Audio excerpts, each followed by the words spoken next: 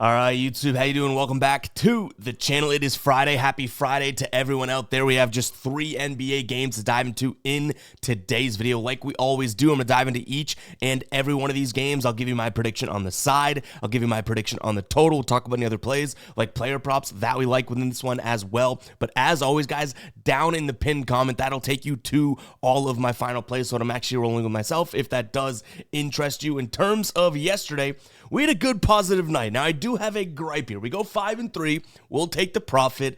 Still doing really well in the NBA. My gripe is Domantas Sabonis. We had him over 19.5 points, right? And I'm not a big like woulda, coulda, shoulda in this industry type of guy. But Domantas Sabonis had 18 points heading into the fourth quarter. He finished with 18. One more bucket, and we would have gone 6-2. And am I just crazy to think 6-2 just seems a hell of a lot better than 5-3? I know it's only one play, but I don't know. That one just left a bad taste in my mouth. But like I said, I'm not complaining about a 5-3 night, but 6-2 just sounds and looks and honestly, monetarily, is just seemingly a whole lot better. But you know what? Let's take the profit, right? Unfortunately, in terms of the bad news here, the ride of the day does not come through. We got to drop the womp there on Marcio, who was on a little bit of a streak there. He had Stefan Castle over 10.5 points plus rebounds. I believe he finished with 7 points and 1 rebound, if I'm not mistaken. So, unfortunately, that comes up shy. That was a great game between the Spurs and the Hawks. We had the Spurs money line, and we had Wemby as part of our three-pointer parlay there. That was an awesome game. Wemby went off. Really, really cool game to watch. So, yeah, good game. Unfortunately, this one doesn't work out. If you guys don't know what the ride of the day is, it is simple. All you have to use is that hashtag ride of the day or ROTD in the comments. Give me your favorite play. I pick one person's play and jump on board, and I give you a shout out in the next video, win or loss. I also shout you out over on my Twitter /X at FGuyBoston. It'll be popping up here throughout the show. You also get a shout out with the final plays over on the Guy Boston Sports site. All you have to do, again, use that hashtag ride of the day in the comments with your favorite play. If you win, we continue to ride with your plays until you lose. If you do lose, you got to face the womp like we did for Marcio here from the soundboard. So yeah, get those hashtag ride of the days. There's the X right there. And let me know, do you guys like the new graphics with the ride of the days? We're kind of playing around with it, making it a little bit more of a graphic versus just showing the play on the screen. So I figured that would be pretty cool. But what do you say we dive into this slate, guys? Hit that like button, hit that subscribe button. Let's get rocking. We only have 3 games here, so, and I don't necessarily know if they're the best of games in terms of value, but let's see what we can find in this one. Like I said, hit that like button, hit that subscribe button. Let's jump into it. We got Philadelphia taking on Charlotte for game number 1 here. Philly 10-point favorites. The total sitting at 218. Now, these two teams just played a couple nights ago, 4 nights ago, and Philadelphia was only 2.5-point favorites, and it was in Charlotte. The reason that we're looking at a 10-point favorite, I think I've seen even 10.5s out there, is Charlotte just played last night. They actually lost to Washington, and I don't mean to chuckle. It's not like, I mean, Charlotte is closer to Washington's level than you might think, right? But anyone losing to Washington is worth chuckling. So obviously there is the back-to-back factor. There's the factor that it looks like Brandon Miller, I mean, maybe he'll miss this game. He missed his first game of the year last night against Washington, so that's obviously a huge knock. And Joel Embiid might be playing in this one. He didn't play in the last one. So a lot of factors that move that spread up 7 points just from 4 days ago when they played. In terms of what I'd go with here, I do think I lean towards the Sixers. This is a Charlotte team that almost exclusively is shooting threes at this point, at least in the last week and a half or so. And this Philadelphia team's actually coming around in terms of preventing 3-point makes from opposing teams. On the season here, 7th best. So I don't mind this spot. You also throw in the fact that, Charlotte is good defensively down low, which is where Philly's shooting a lot. It means that Philly could actually struggle to score as well. So more so than just liking Philadelphia, I probably end up liking the under 218 more than anything because of the fact that, like I said, Charlotte likes to shoot the threes. Philadelphia is actually decent at stopping that. We have Philadelphia who likes to take it inside. Charlotte, surprisingly, has been decent at stopping that, and in terms of how their big man play has been, they are fairly healthy, right? Like, there's been times this season where Charlotte, Richards, Williams, everybody's been hurt down low. They're fairly healthy at that position, the 4-5 position. So, yeah, I don't mind this spot. Now, one spot that we liked last time, and I would say that I still like it again, would be Miles Bridges and his points in terms of a player prop. So, this is a Philadelphia team that, how many times am I going to say it? They struggle down low, right?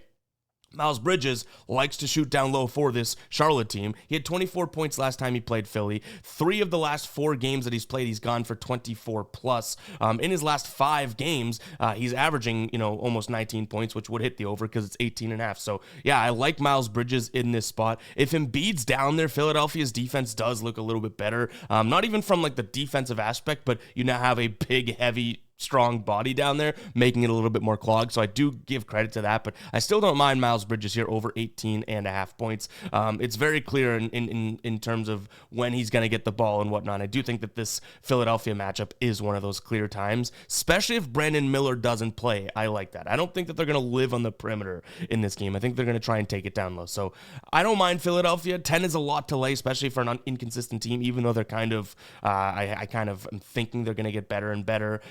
Over the last 10, they've won 6 of the last 10. They've won 3 of the last 4. I give them credit, but 10 still a lot of points. I like the under, and I like Miles Bridges. That's probably where I'd go in this game. Keep an eye on the final plays.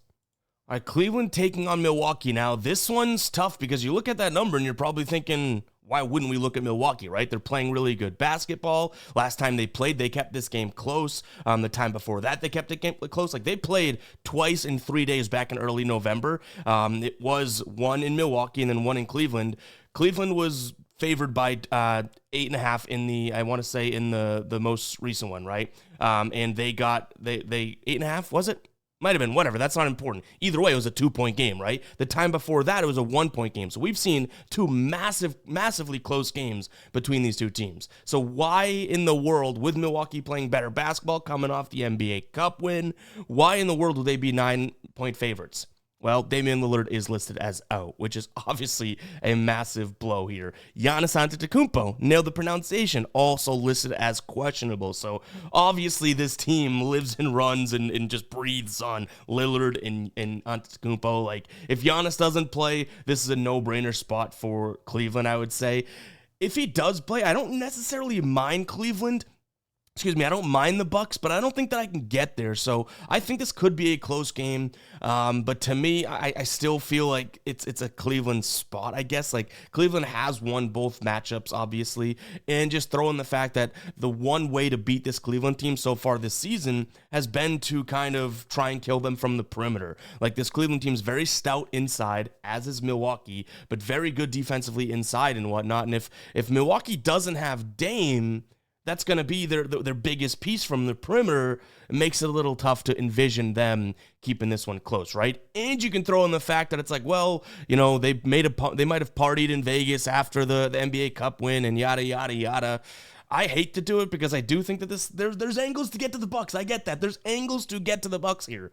But give me Cleveland minus the 8.5. I've already seen some 9s out there. It's early in the morning right now. So if this thing moves and moves and moves, then hell, if you're getting, Bucks at 11.5 later on in the day, then sure, I think it could be that close. We are talking about Giannis if he plays, right? Like, to be able to keep a game close. But at 8.5 right now, that is a whole different story. Hate to lean towards another massive favorite here, but give me Cleveland minus the 8.5 points. Now, total-wise, we've seen, like I said, 2 games between these two. We've seen a 116 to 114, so that's a 230 finish, and we've seen a 114 to 113, that's a 227 finish. This line is now bumped down to 223.5, most likely because Damian Lillard's out, so they kind of account for him for some pace and some points, right? But you still have Cleveland, who is a very, very good defense, and this Milwaukee defense, I think, is being slept on. And I'm not going to sit here and tell you that it's because Damian Lillard, right? Like, they have a lot of other guys that are really contributing. Giannis, Prince, Jackson, they're playing. Brook Lopez is playing good defense this year. Like, they're playing very, very good defense. So this shouldn't be the easiest of games in the world for Cleveland to score. And I already mentioned how Milwaukee, their biggest piece on how to attack this Cleveland defense, is out. So under 223.5 is going to be a look here for me as well. The problem being is that we do still have, like we're taking an under, and it's a reasonable number in a sense of, trying to get to. So under 223.5 with names like Darius Garland, Donovan Mitchell, Evan Mobley, Giannis Antetokounmpo in the game. You know what I mean? Like any of these guys can make up for what seems like a quarter of that themselves. So that's tough. But overall, I think that's the spot. I don't envision, a crap ton of points in this one. Even if it gets to 225 and say we made the final play, the under 223.5, it's like, I think we read it correctly. You know what I mean? Like it wasn't a 240 type of a game combined. This Milwaukee defense deserves a little bit more credit than it's getting, and same thing with Cleveland, but I think Cleveland's getting that defensive recognition.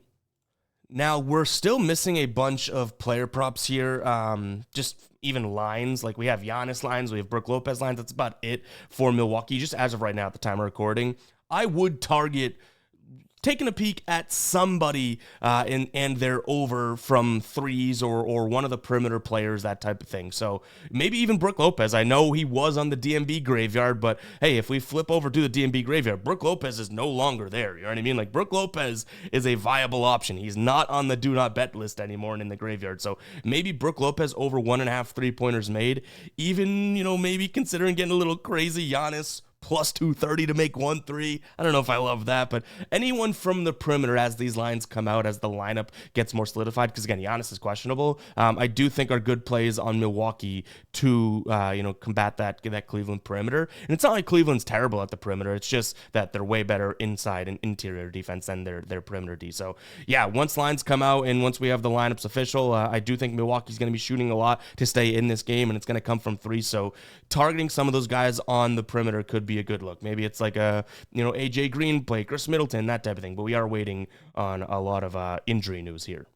But I guess one player prop that we're not waiting on is going to be over on Sleeper. What a great transition. Donovan Mitchell. He's probably going to have a good game, right? It is Donovan Mitchell. But he has a 0.5 points line over on Sleeper Picks, and they have the best promo they've ever done. I truly believe it. They've done massive deposit matches in the past and whatnot, but this play $5, get $55 back is an unbelievable deal. Think about that. 11xing your money just by playing a $5 entry is absolutely crazy. What if that entry hits, right? It's like, whoa, now I'm getting extra. So go check out Sleeper Picks, guys. That link is going to be in the description as well as the pinned comment. I believe the deal, too, is 11 free $5 plays, which is, I think that's really cool than just getting a lump sum of, 55 back. So go check out Sleeper. Again, that link in the description and the pinned comment. If you don't know what Sleeper is, it's a DFS app in which you combine multiple players, right? You pick more or less based on Sleeper's set projection. The more you win, the more you get paid out. And I tell you guys all the time, one of the biggest things I like about Sleeper is the fact that each and every pick that you throw into your entry has its own dynamic multiplier, and it changes the payout odds of your slip.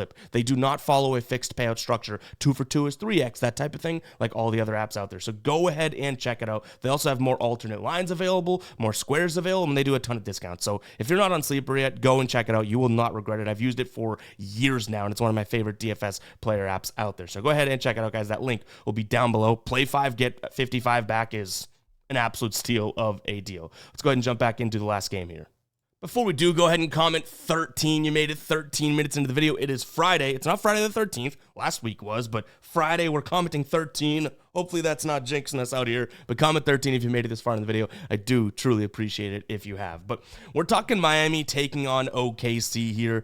So OKC played yesterday, right? They played Orlando. They ended up winning that one 105-99. They were 6-point favorites. They pushed. Miami's playing some good basketball. They are coming off of a outright loss to Detroit, though, so I guess that's a little nerve-wracking in a sense. On the season, though, they've been a lot better at home. 8-4 this year at home compared to their their road record. Yeah, is 4-7 on the road. They haven't been covering as much at home, though. They're just a 50% cover rate at home. Now, could you make a case for Miami? I do believe so, but Miami's interior defense and perimeter defense, I don't think are exactly where you want them to be in this spot, and I think it's going to keep me off it. Now, you do have some injury notes to make here. Jalen Williams, not the one that's been playing, but the other Jalen Williams on the team, game time decision for OKC. You have Jovic and Richardson listed as game time decisions for Miami. Chet Holmgren still out, so you do have some injuries to note. nothing that really, screams to me like, oh, game altering, right? So I do think OKC is the far better team. They should be young enough in my mind that the back-to-back isn't going to absolutely kill them, right? And you're only looking at essentially a pick 'em, like -1.5, -1. You can get on the money line around -110 right now. You look at the minutes played. Shea played 36. Okay. Williams played 35. Hartenstein played 33. Like, they did play some minutes yesterday, but I still think that they're a far better team than this Miami team. So maybe I'm missing something here, or maybe there's some injury news that we just don't see, and maybe that's coming down the pike here. Like, I don't know. It's a little interesting to see OKC as just, 1.5 point favorites overall. So I'm going to lean OKC. I don't think that this perimeter defense or interior defense is going to be good enough. And honestly, you need that interior defense when you're playing OKC, right? They'll get into the paint. They'll get to the mid-range. They'll shoot a lot of threes as well, and Miami's defense just isn't there for me. Are they a good defense? Totally. But if we're talking defense, they're the second best defense in this game, right? OKC is the best defense. So to me, it just doesn't scream a spot for Miami. Now, if you wanted to say, okay, well, I think Miami can hang in this game, but OKC, ultimately prevails. But even if Miami does win, I don't think it's the cleanest of offensive games. Okay, then maybe we take a peek at, Miami under 109.5 from a team total perspective. You can even get them at 110.5. That could be a spot, right? That said, Miami's offense has actually looked okay. Last 5 games here, 124, 114, 122, 121, 134. Have they played a defense like OKC recently?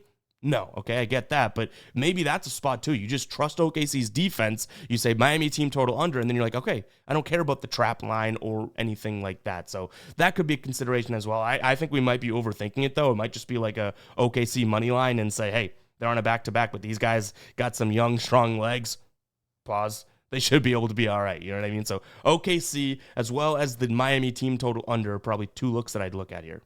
And as of right now, I don't really have too many player props. Honestly, obviously you guys watch the video, like not too many player props that are absolutely jumping off the board to me right now with some injuries and just some of these weird games. So if we add anything, we'll put it in the final plays, which is on GuyBostonSports.com. You can find that in the pinned comment.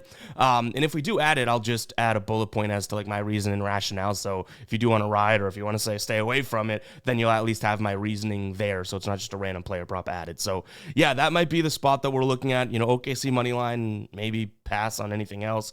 But if we do have some player props, I'll add them to the final plays. But guys, that is a 3-game slate. That's a rather quick video. Hopefully you guys did enjoy. If you did, hit that like button, hit that subscribe button. Hopefully you guys do enjoy your Friday. We'll have some more videos coming out today because we have some Saturday NFL games. So we have an individual video for each of those, which is going to be really, really cool. So go ahead and check those out, and I'll catch you guys in the next one, all right? Peace out.